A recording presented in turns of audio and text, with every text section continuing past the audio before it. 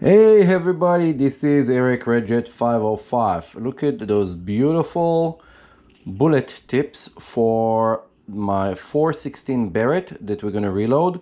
Now I'm gonna get into this, so stay tuned. I'm gonna make this as couple videos. Hopefully YouTube will not demonetize it like they love to do. But let's jump into it. So those are 500 grain bullets for 416. 416 Barrett, it's a very big. I'm in California, so we're not allowed to have here the 50 BMG because Arnold Schwarzenegger is an idiot, so they don't want us to have it. So when he was a governor, he signed up against the 50 BMG, claiming that we're gonna shoot down airplanes with it. So we stuck with something a little bit smaller. They're doing exactly the same work.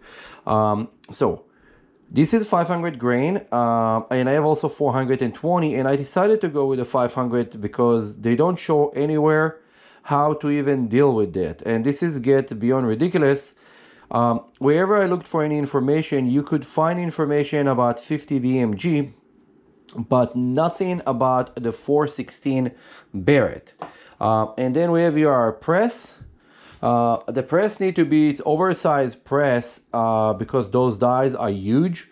They're not gonna fit on the regular, on your regular press. So if you have one of those little guy, just to see out of comparison, this hole over here is way too small, so it's not going to fit at all.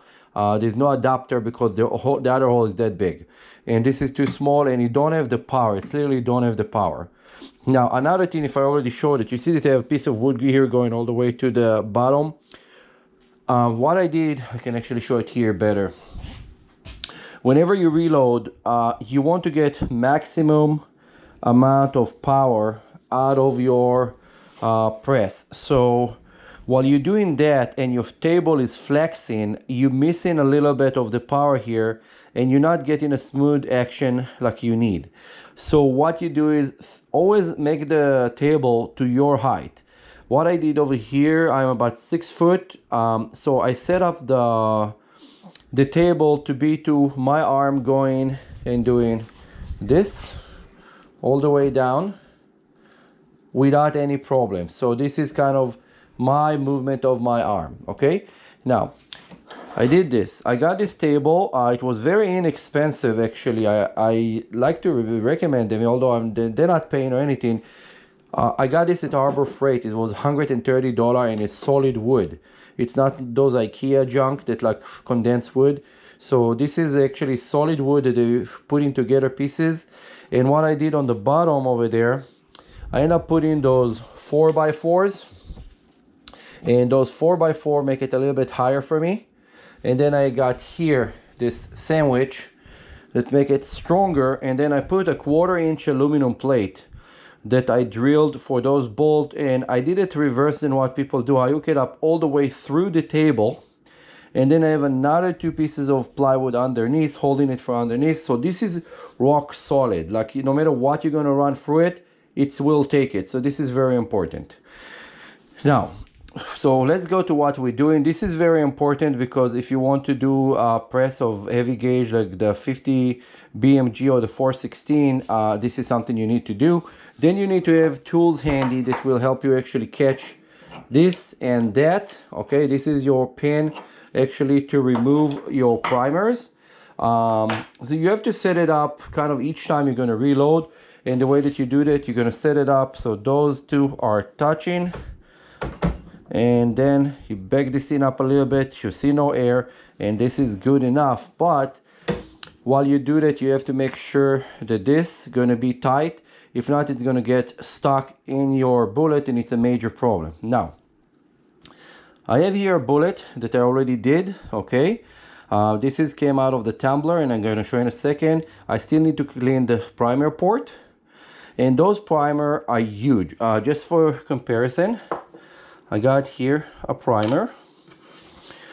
This is the 416 primer, and when you look at the 416 primer in comparison to a actually 22 long rifle, you will see that the primer back is bigger than the 22 long rifle. It's much wider. You can put it on top. It's much wider. So if you look how much fire powder there is here, it's maybe up to here. So this is much stronger actually than a 22 long rifle. Just the primer of it, and those primers are huge. Okay, now the bullets, let's do a quick comparison just because it's cool. This is the bullet for the Barrett, and this is a NATO 556. You know, the one that you guys are going to use on your regular AR. They are kind of almost the same size. The entire bullet, this thing, is the size, actually the entire cartridge, I'm sorry, is the size of the bullet itself. So this is actually how big the bullet that those rifles shoot, and this is for sport, for long distance shooting, like those are to shoot like for over a mile. So this is what we're doing this for competition. Now we got here another shell that is ready to go, but before you do those, you have to anneal them. Now everything I'm showing, it's how I do that. You don't have to do that my way. I'm not recommending anything. I just show what I'm doing. So if the gun blow up in your face, it's all on you. If you're not man enough to do that, shut the video off right now. Now, so you take your pre-shot bullets and you put it in your tumbler, and then you run your tumbler for a long time, and then after that you have to fish them out. So when you take them out, first thing, make sure to take everything out. There's always material left inside. Now I use this red media. I don't really know what it's called, but it's the only one that's red, and this polish everything the best. It's better than the nutshell and everything else. Then after you took it out, you really want to wipe it because it's filthy, and then you're gonna have a nice shine out of it. And after you're done doing that, you're gonna grab a small brush and flip it and brush the inside of it. You just want to take out all the media. See, one just came out. You want to take everything out because they always like to stuck where the primer is, and it could be a major problem. Let's see here. This is the one that we did earlier, and this one is clear. So if you look at this through the light, let's see, can you see it? You can see the light going through it. It means that it's clear, okay?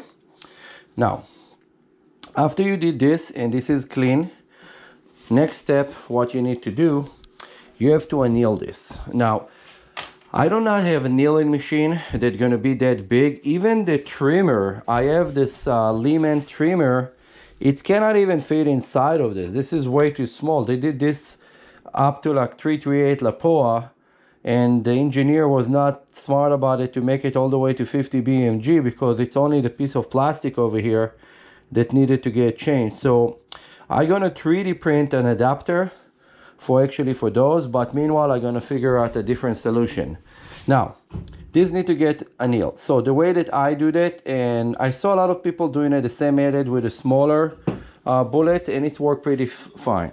You take one of your torches. I don't think it's really matter what color it is, if it's a yellow, red, or blue, and you're gonna turn it on.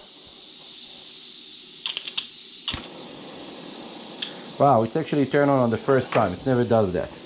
Now, what I'm gonna do is I'm gonna heat up the tip. While I'm doing this, I'm gonna count to 11 while I'm rotating it, and then I'm feeling the heat. When the heat gets into the bottom, I know that it's getting too hot, and that's it. Now, I will not dip it in water. A lot of people said that you should do that, a lot of people against it.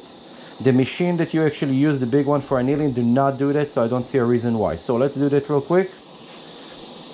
1, 2, 3, 4, 5, 6, 7, 8, 9, 10, 11. Okay, and then I'm gonna set it aside. Now, let's let the fire die. That's it. Now, you can see here right away that the neck changed color, okay? And it's mean that it's annealed. That's it. It's not over annealed because it did not get red and burn my hand. Okay, so this thing, I cannot touch it. It's really hot, so I'm gonna leave it there to actually do its cooling, and it's just fine. Now, when you work with cartridge that big, you have to pay attention that everything that you're going to do is stronger, heavier, and you have to do those one by one. You cannot do those, you know, like 20 at a time, and because first of all, if you do this 20 at a time, you're going to burn. So try to do 5 at a time, take a break, 5 at a time, take a break. You know, it will be easier for you to do. Now, let's jump back here. And this is where I'm going to stop the video and I'm going to make a second video, okay?